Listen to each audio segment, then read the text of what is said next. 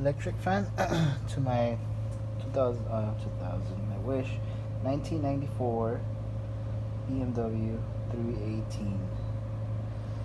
And the reason I'm doing this is because my fan shroud, which is over there, was hitting my fan, so it wasn't letting it turn. So my fan clutch went out.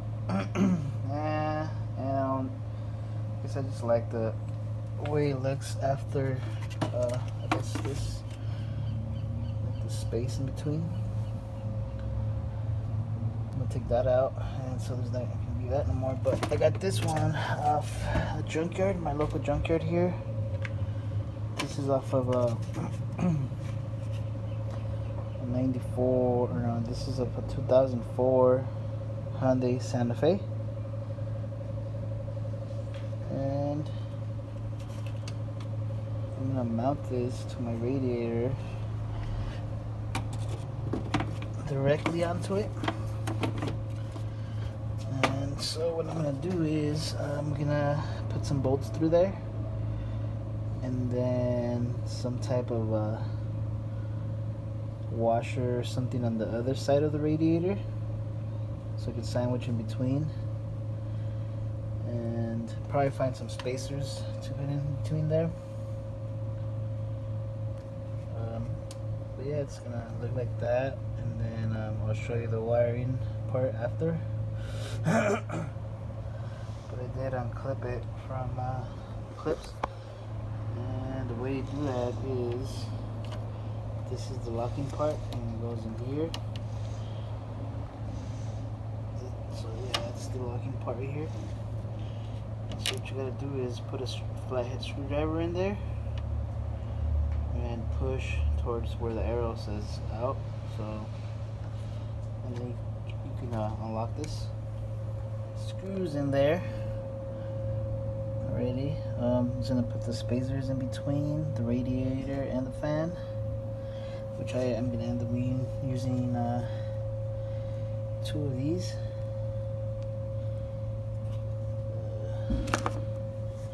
Two of those bell cover grommets. And just put that one little nut in the back of it, and then tighten it up, and that should be it for the install on the radiator. But then we need the electrical part. But yeah, just don't be afraid to poke through those little fins. Do not poke through the ones that are running side to side of the radiator. Those are the ones that carry the actual fluid.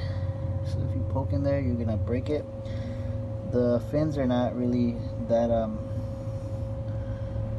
they're fragile, so they'll bend right up when you insert your screw in there. So yeah, just put it in between those fins. You should be good. I'll show you once it's done all the way with the sitting on the radiator.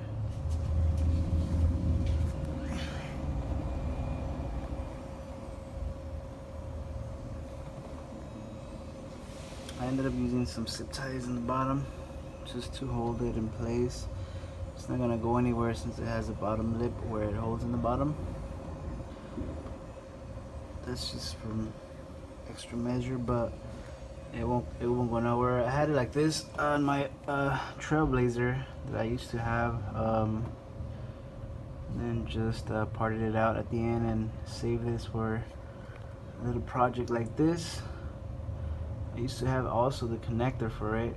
When you go to the junkyard, just get it with the connector. But I just used some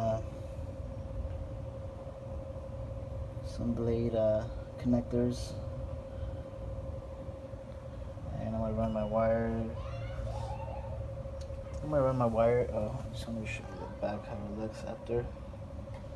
Let's see if I can get a good shot.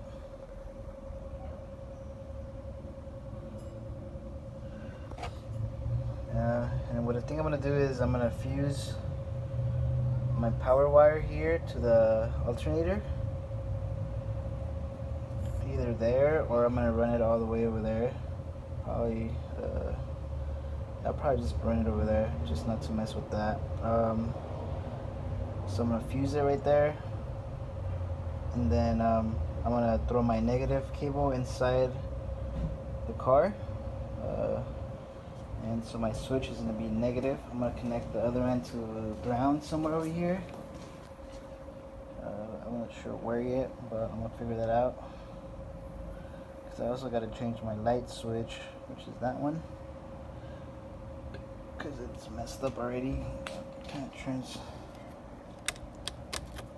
goes all wobbly, and yeah. So yeah, I'm gonna see where I put that switch.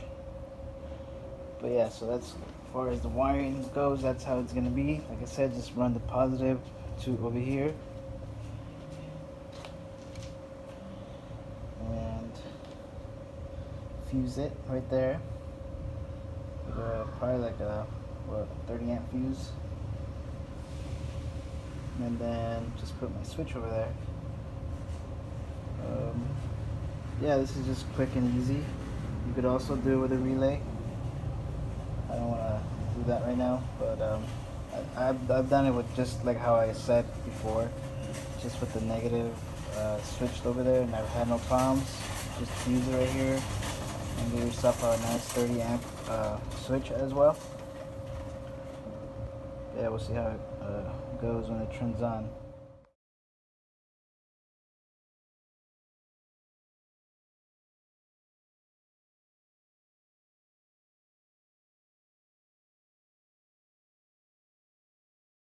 Fan install. As you can see, I put my switch in there, and it's just a toggle switch. So what I did, this is a ground, so there was a little screw here that I set my wire to, so it could be ground to chassis. And after all, I got my power from this little fuse box over here. There's a little nut right there, and I just went and put one of those little connectors and ran it to my fuse right here. And from there, it goes to my fan.